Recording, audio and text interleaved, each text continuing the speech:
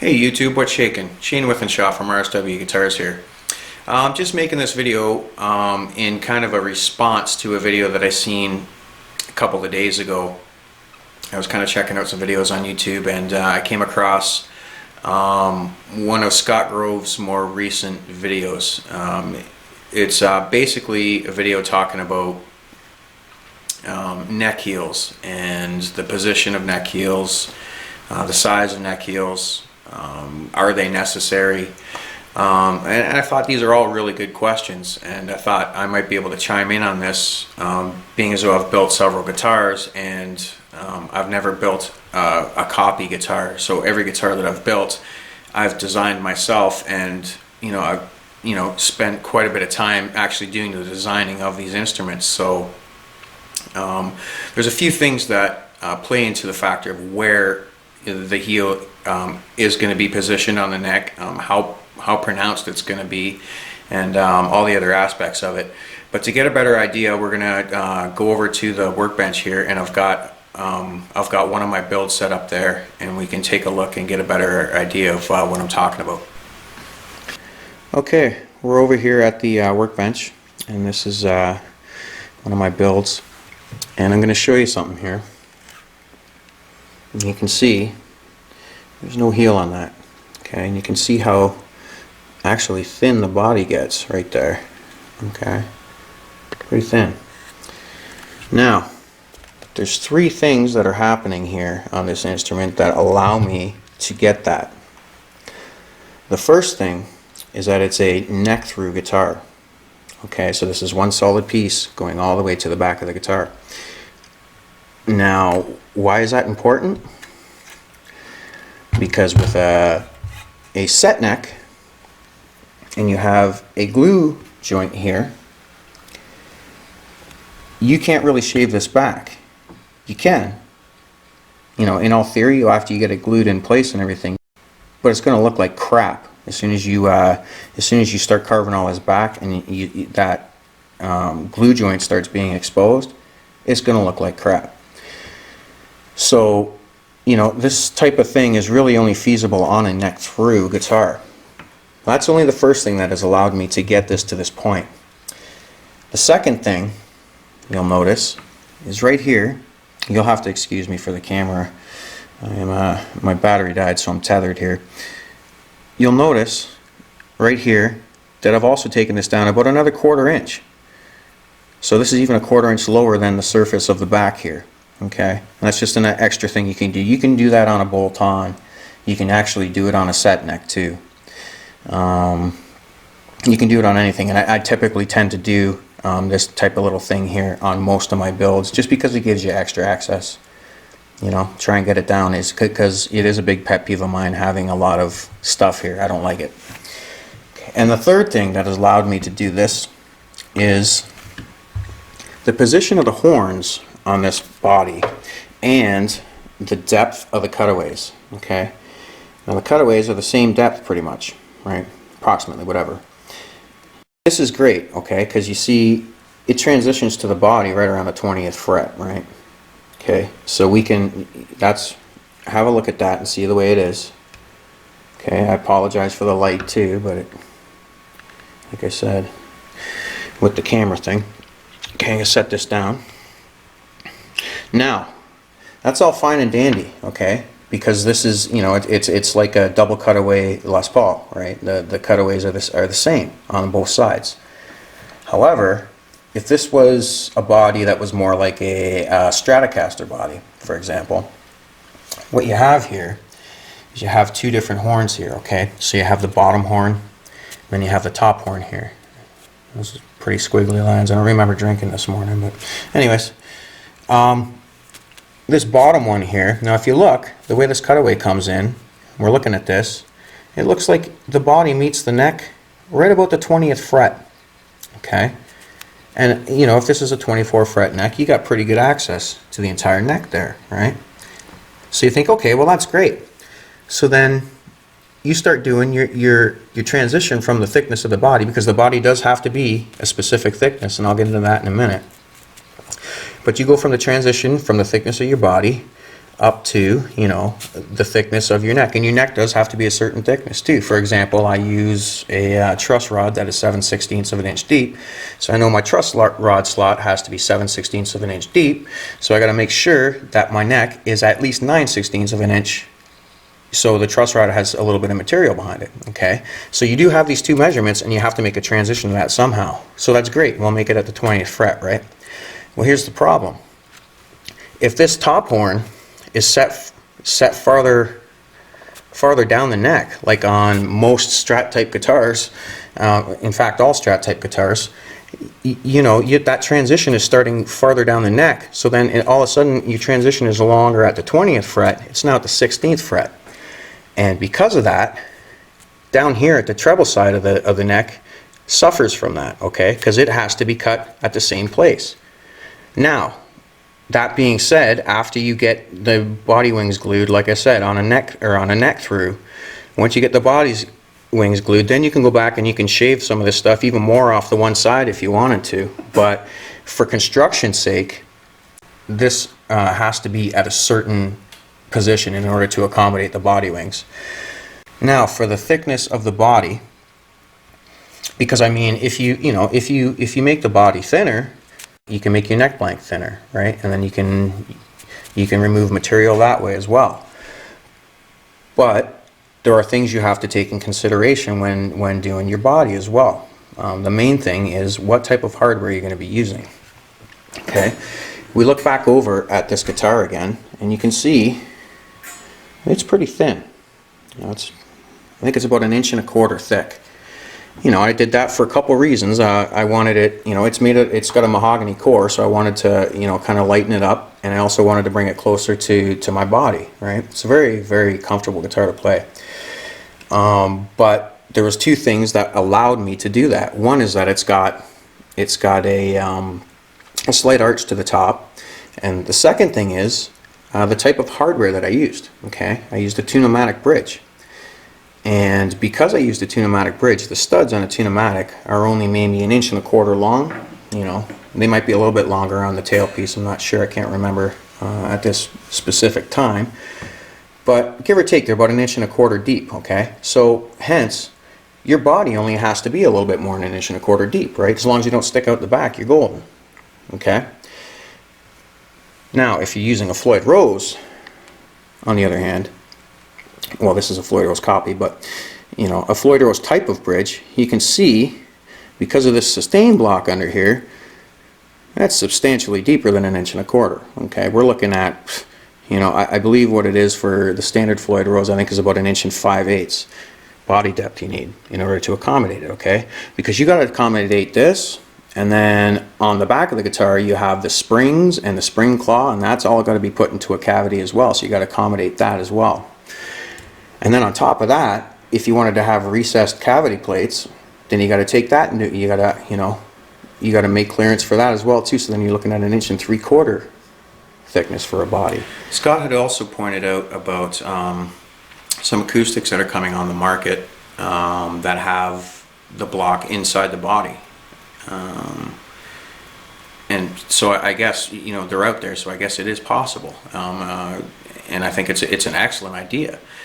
The only problem that I see with it, and why a lot of people wouldn't go with that particular method, is just because it's far more expensive to do it that way than it would be to actually put the block, you know, on the outside of the body. And on an acoustic, I don't think there's a whole lot of people who are that concerned with accessibility past the 12th fret. I mean, it's, you know, not many people play up there on an acoustic, and that's the main reason why most of them don't have cutaways. I understand some of them do, but most people are just strumming cowboy chords on them and singing by the campfire and stuff like that, right?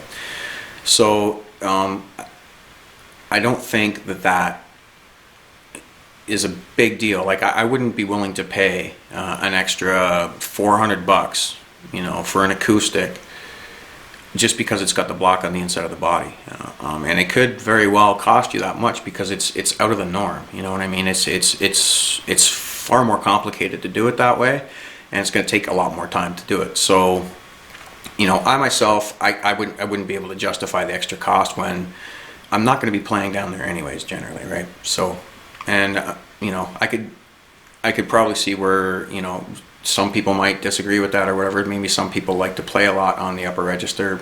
They do have cutaway acoustics made for that, but the majority of people I don't think are going to be doing that, not, at least not on an acoustic. Okay. Now,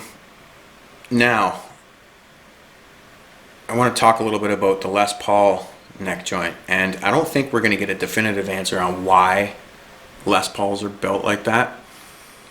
Because I don't think anybody has actually asked Gibson, what was your thinking? And I'm not even sure they would share that information. Who knows? But all we can do is go by, what's happened in history with guitars and kind of speculate, try to put together the pieces, right?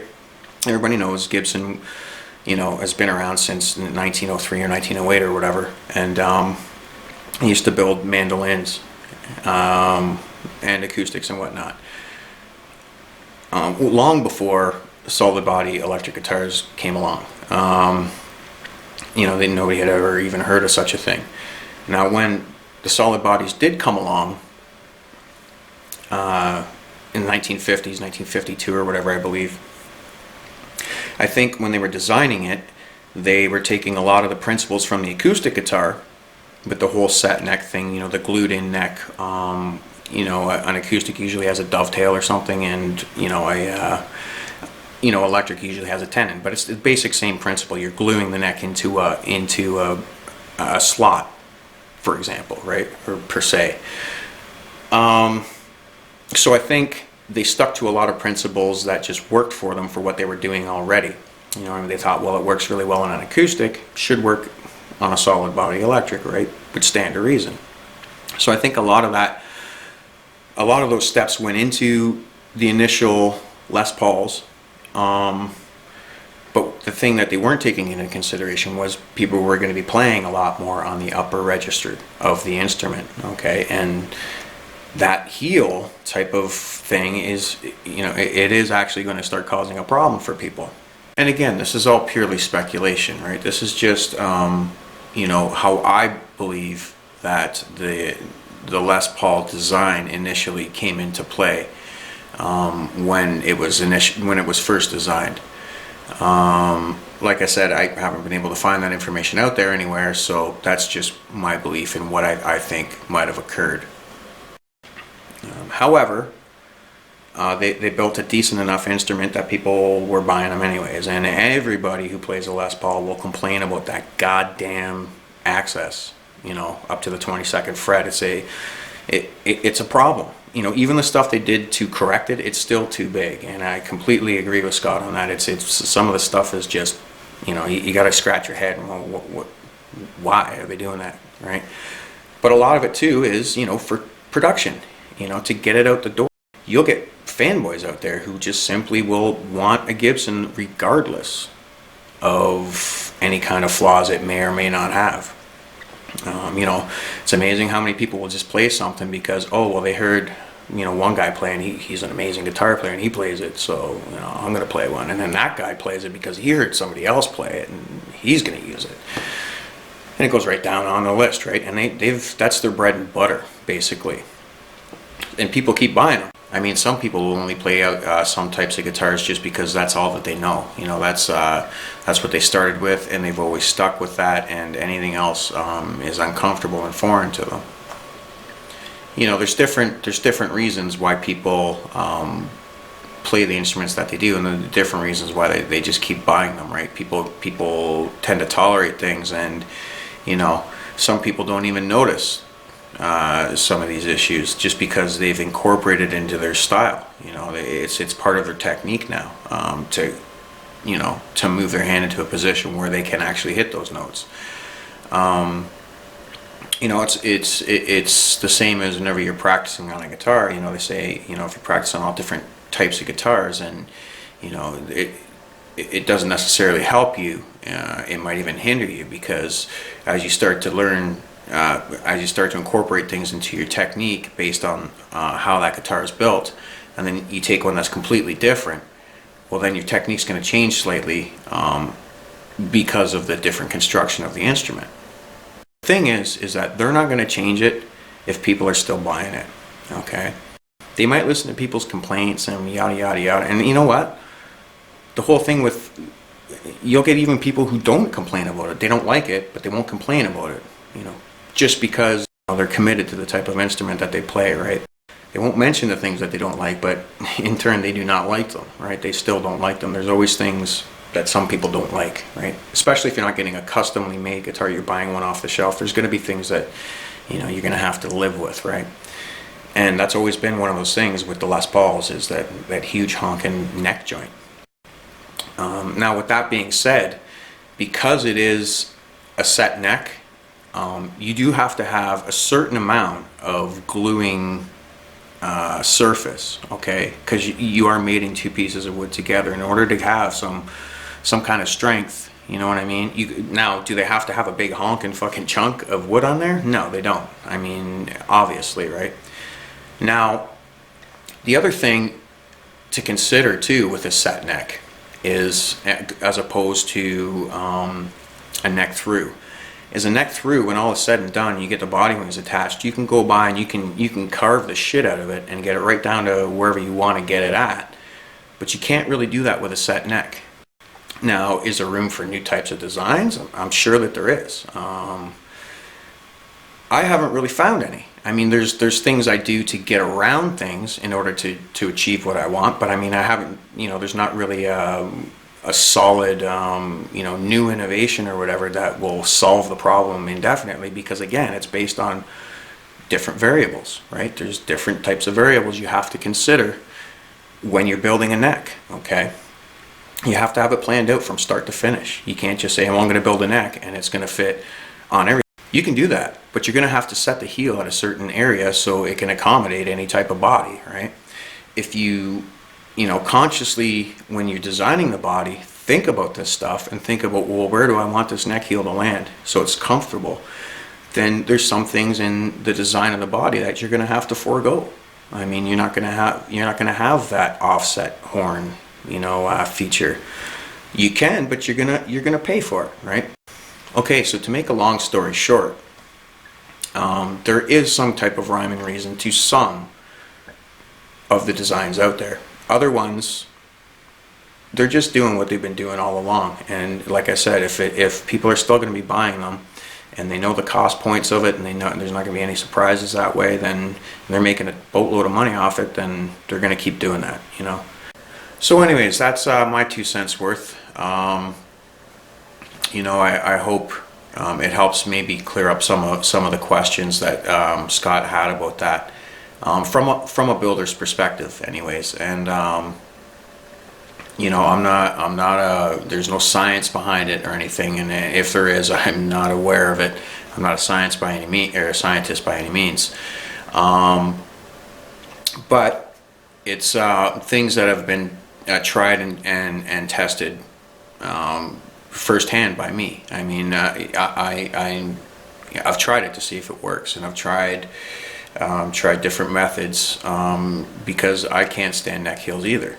Truth be told, I hate them, and actually, even when I got into like my second build, I was already trying to think of ways how I can eliminate it entirely from the instrument. So I have done a lot of background to this with this specific topic, and you know, there's been a couple things that I've been able to do in order to get it to that point. But like I said, it's all anchors on different aspects of the build. So there's things that you have to do in other areas of the build in order to incorporate that, you know, that feature of eliminating the heel. So anyways, I've rambled on long enough, and I'm going to get out of here. So I hope that answers some of the questions, and I hope it helps out some of my subscribers too, who might be designing their own instruments as well. Anyways, till next time, cheers.